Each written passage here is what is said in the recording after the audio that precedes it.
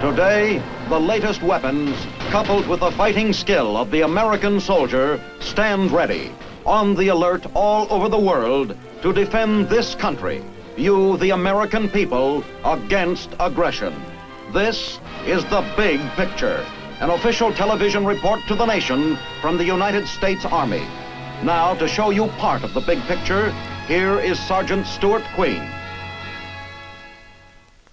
All of us are well aware of the great and heroic achievements of our United States Army nurses.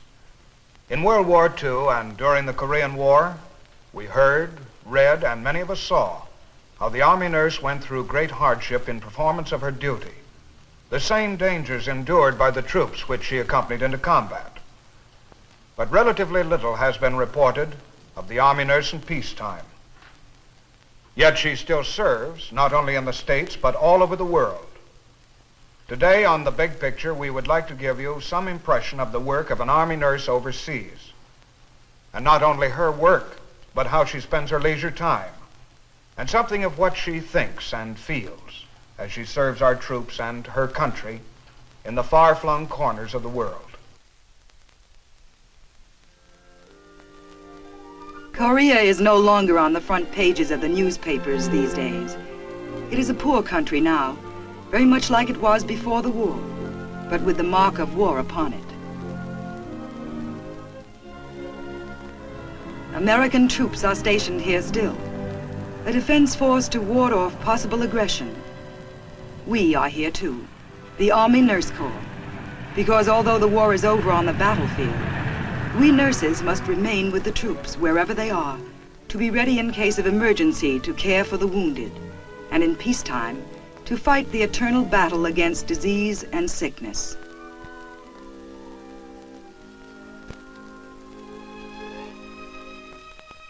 When a new group of nurses arrives at the airport, it's always something of an event, for the newcomers as well as the old-timers.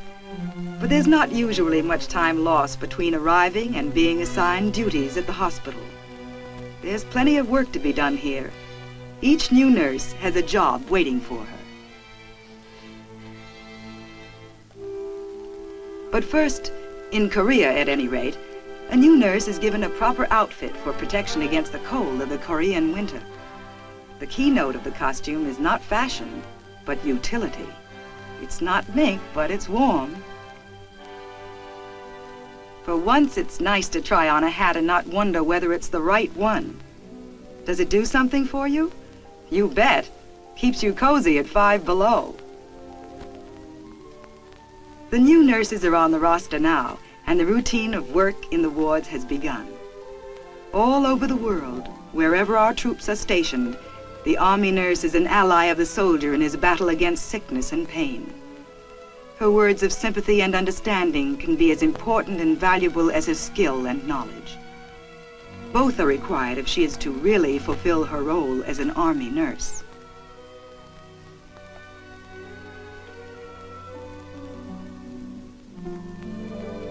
The Army assumes full responsibility for the care of its sick, and in any Army hospital in peacetime, there are the usual number of serious cases. Patients who require operative treatment. Army hospitals overseas are on a par with the best civilian hospitals anywhere. And at each stage of care, the most up-to-date methods are employed.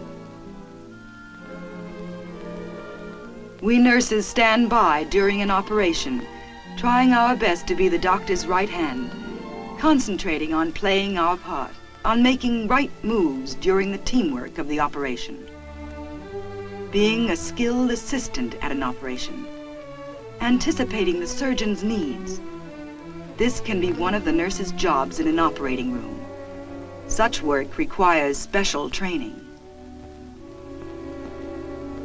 But when a patient is coming out of the ether after an operation, and the first face he sees is that of the nurse, and it is a pleasant, smiling face, this too is important in the care of a patient. And for this, there is no training. When the patient is back in the ward, the serious work of returning him to health continues. Throughout his treatment, he is aided by the knowledge, skill, and understanding of the Army nurse. We nurses, especially those who have had considerable experience, are taking part in a program of assisting Korean nurses in treating their sick. Korea is still faced with many post-war problems, not the least of which is the health of its war-ravaged people. More serious Korean casualties of the war are being cared for in our hospitals, where Koreans are often employed to assist in the wards.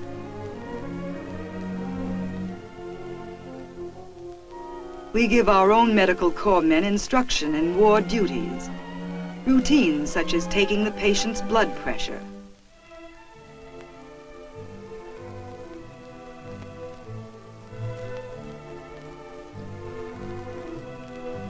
teaching seems to be a major responsibility in the life of an Army nurse, especially overseas, where knowledge of modern methods of medical care is at a premium. Through an interpreter, one of our nurses instructs a group of Korean nurses in some of the techniques and procedures used in our hospitals. The newly arrived nurse takes a few days to get adjusted to being on her feet all day. So, in her off-duty hours, she is often off her feet. But those who are pretty well accustomed to the hard physical routine are ready and willing for active recreation when the day's work is over. We nurses enjoy physical exercise and take pride in keeping fit and alert. We must take care of sick people, and so we ourselves try to maintain our resistance against illness through regular exercise. A lot of being overseas is fun. Fun in sightseeing and exploring. Each country has its wonders, and since our troops are now scattered just about everywhere, an Army nurse has a chance to see a good bit of the world. In Seoul, Korea, at the Changdeok Palace, one can discover for oneself an ancient and fascinating culture. It's far more interesting being on the spot than reading about it in books. In general, the type of woman who becomes a nurse is interested in people. And in Korea, the everyday life of the people is just as fascinating to us as any building or monument.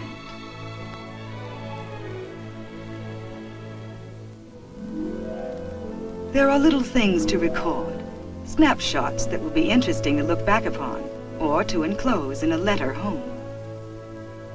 One of the strongest reactions one has in Korea is that the people need help, and it is most satisfying to be assigned to work in the Civilian Assistance Program, to see hungry orphans being nourished back to health, to be part of this work, to feel that there is no other work you'd prefer to do.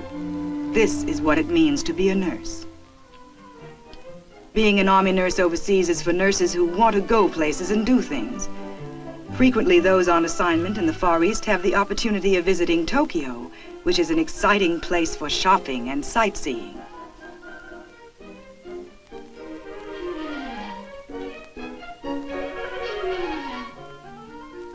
A woman commissioned in the Army Nurse Corps finds out very soon that she is part of an organization which regards her as a woman first, then a member of her profession.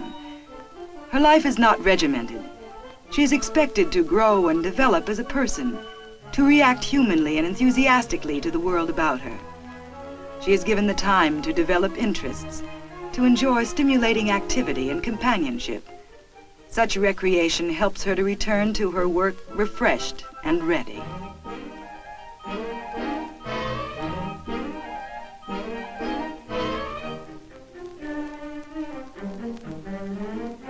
In Japan and wherever she is stationed, many activities are made available.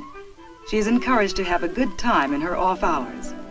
As a type, the Army nurse is a well-rounded person, understanding and interested in people, as well as young in heart, fun-loving and gay. A great many nurses are assigned to Tokyo Army Hospital, our largest hospital in the Far East. It bustles with medical experts who are here to carry out the mission of the hospital, as defined by its commanding officer, Colonel Charles Kirkpatrick. Although the shooting war has stopped in Korea, the war against disease and injury is a constant challenge to doctors, nurses, and enlisted personnel at Tokyo Army Hospital. The health of our armed forces American, and other United Nations fighting men is of paramount importance. Our job at this hospital is to keep these forces in good health. To this end, we dedicate all the skill and resources of modern medicine and surgery. Think of the largest hospital you know, and you'll begin to appreciate the size of the Army Hospital in Tokyo. There are hardly enough American nurses to do all the work, and for this reason, it is a practice of this hospital, as it is elsewhere in the world, to employ foreign nationals to help us out. The young Japanese women who work with us are pleasant and gentle and most efficient. They seem to be born nurses. What is a born nurse? Can you tell by the way she moves, by the way she uses her hands to prepare the sterilized hypodermic needle, and by the manner in which she administers an injection? Can you see it in the way she dresses a wound, in the way she places the gauze over the exposed flesh? The answer is yes. All the little things help to show whether she's right for her job, whether she is, as they say, a natural. But something else should be in her character, too. An awareness of the patient's wants and needs, an ability to sense something of what he feels, a desire to help him in his distress. To sense his different moods, to be able to bring good cheer when he is alone and feeling his loneliness. This can be as valuable as any medicine in the world. A nurse who enjoys her work gains in medical knowledge every day.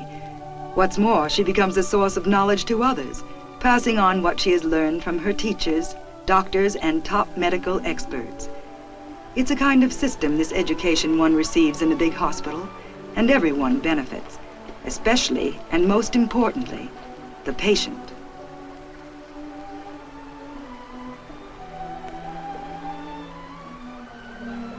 Hydrotherapy, a whirlpool bath to give passive exercise to the muscles of an injured leg. Many of the experts who wear the white uniform of a nurse are actually members of the Women's Medical Specialist Corps, which is a branch of the Army Medical Service. These women are experts in the fields of dietetics and physical and occupational therapy.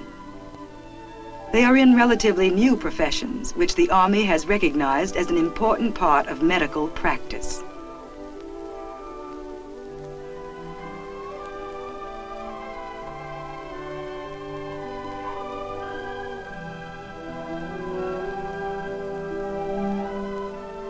Since the Army assumes the responsibility of providing medical care for the serviceman's family and all additions thereunto, those children are fortunate who are cared for in the Tokyo hospital. For here the pediatric service is the finest, and those nurses who are assigned to it find their task a source of continuous interest and pleasure. There are moments, however, when the patient sees no pleasure in anything. Traditionally, it has been woman's role to tend the sick, but it is her natural and instinctive role to care for the young. And with young children, the Army nurse is very much at home.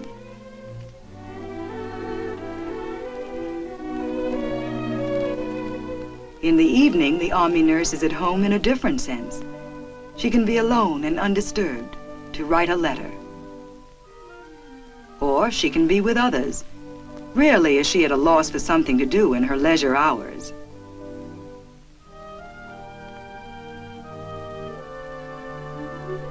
What she does with her free time will depend to some extent on where she is stationed. If she is lucky enough to be stationed in Hawaii, she will have absolutely no problem enjoying herself in this land of sunshine. The Army hospital in Hawaii is as modern as they come, and while building the best for the patients, the Army did not neglect the nurses, whose quarters are attractive and comfortable.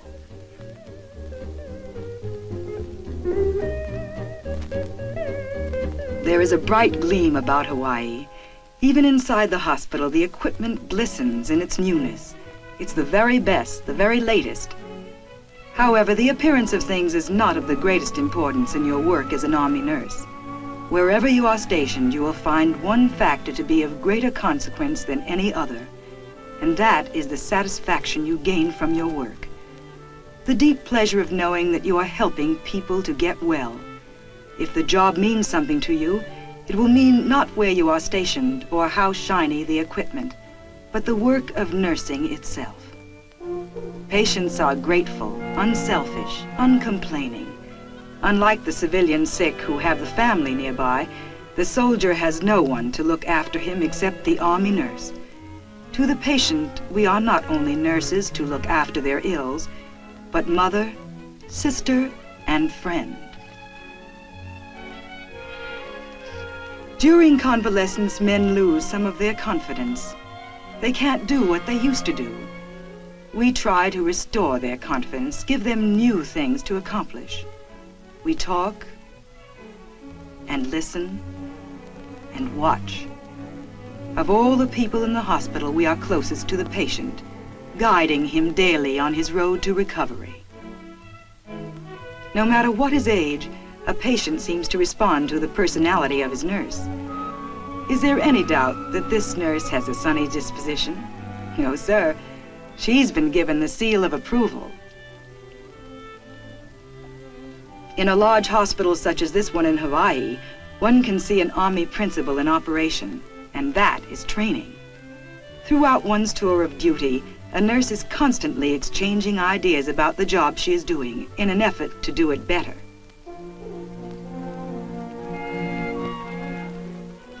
One basic and rather pleasant fact about life for the Army nurse overseas is that there are usually a good many young officers who can be counted on as escorts. In most corners of the globe, the Army nurse finds a delightfully high proportion of men to women, and this statistical background, plus the beautiful tropical background of Hawaii, can make for a very pleasant afternoon.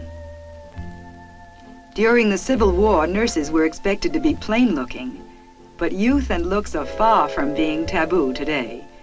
We have come a long way from an ancient conception of an Army nurse, and today she is a freer and happier individual because of it. Today she knows and enjoys the excitement of travel. Her work takes her not only to Hawaii and areas of the Pacific, but to Germany and France and the Middle East. Here in the United States zone of Germany, she is close to the world behind the Iron Curtain. What is duty like in this part of the world? Let us follow one nurse during the first hours and days of her new assignment in a foreign land.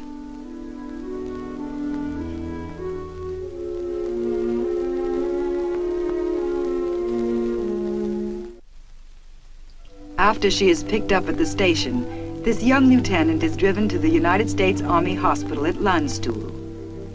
Like any officer in the Army, she goes through the preliminaries of signing in at the new post and formally meets the officer who will assign her to her new duties. All of this is formal and military, but friendly.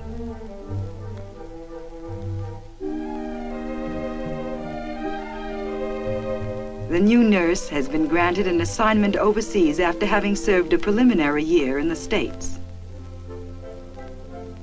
She tours the wards, meeting medical experts with whom she may work in the future. In the physical therapy ward, she observes the treatment of injury and disease through exercise. An officer from the Women's Medical Specialist Corps carefully supervises each program of muscle training. Progress is slow but sure. Each patient is given specialized treatment according to his illness or injury. Under the direction of an occupational therapist, patients use equipment that will enable mind and muscle to perform tasks of increasing difficulty. There are some instances of remarkable progress. This etching in plastic indicates very fine coordination of muscles, as well as artistic expression. The patient has reason to be proud. A highlight of the grand tour is a visit to the pediatrics ward. The new nurse may expect assignment to almost any ward, depending upon the immediate need of the hospital. Although she may be assigned here and become something of a specialist in working with children, she is required to be first and foremost an expert bedside nurse, capable of providing efficient basic care for all types of patients, old or young.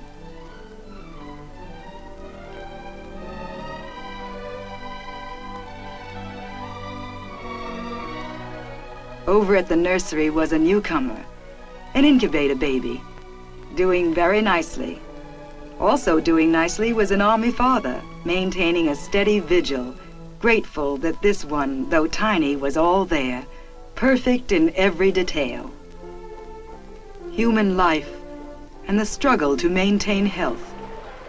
This is the great drama of a hospital. To be part of this drama is exciting and rewarding.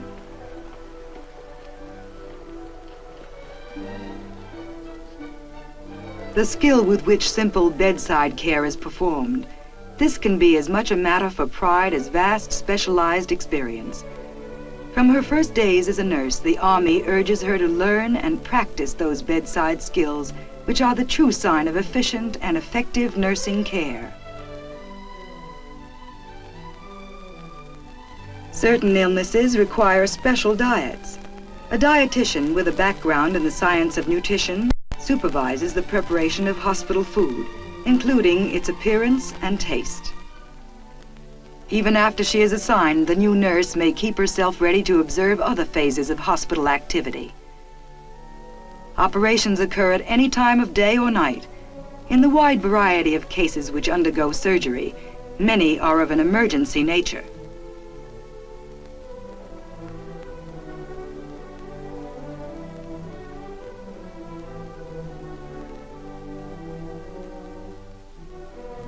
The patient is wheeled into the operating room.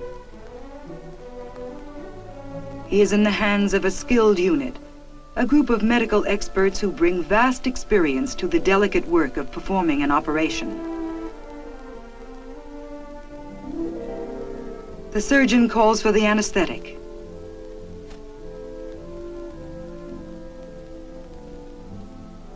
Each person in the operating room has been trained to work as part of a team. Each hand and each move and gesture has been practiced and coordinated.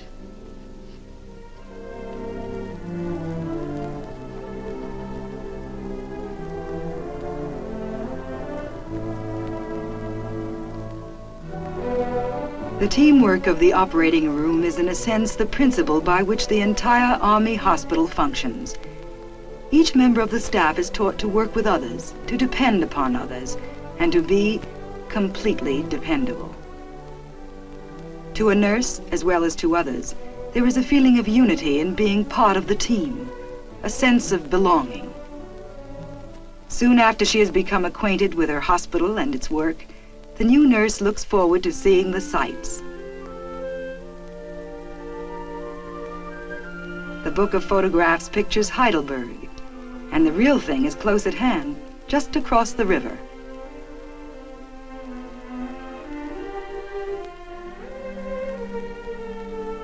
Heidelberg, yesterday and today a center of learning, a typical old world city to explore to one's heart's content.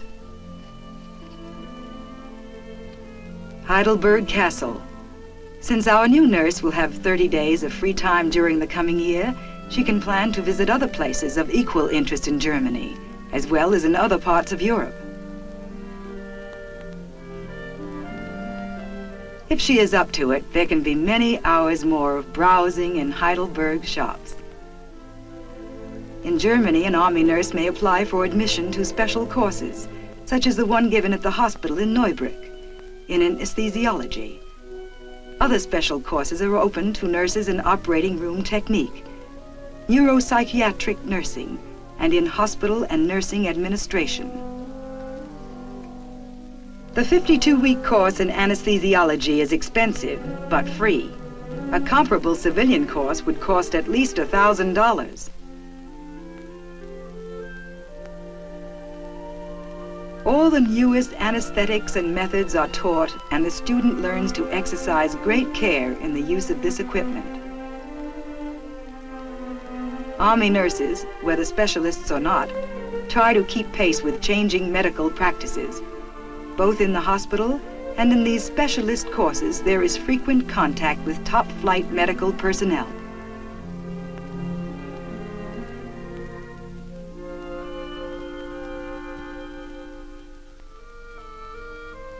This, then, is the Army nurse overseas.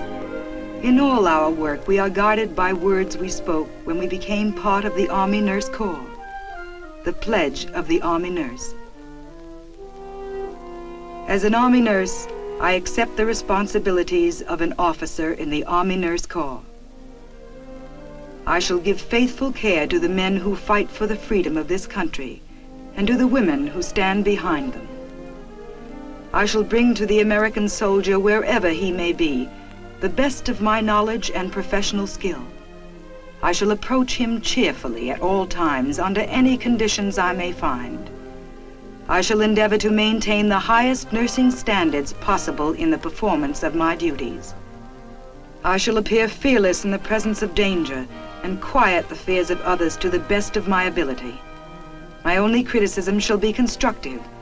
The reputation and good name of the Army Nurse Corps and of the nursing profession shall be uppermost in my thoughts, second only to the care of my patients. I shall endeavor to be a credit to my country and to the uniform I wear.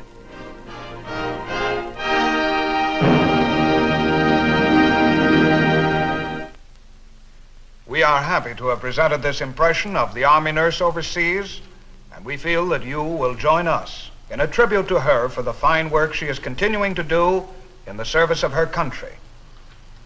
This is Sergeant Stuart Queen, inviting you to be with us again next week for another look at your United States Army in action on The Big Picture. The Big Picture is a weekly television report to the nation on the activities of the Army at home and overseas. Produced by the Signal Corps Pictorial Center. Presented by the United States Army in cooperation with this station.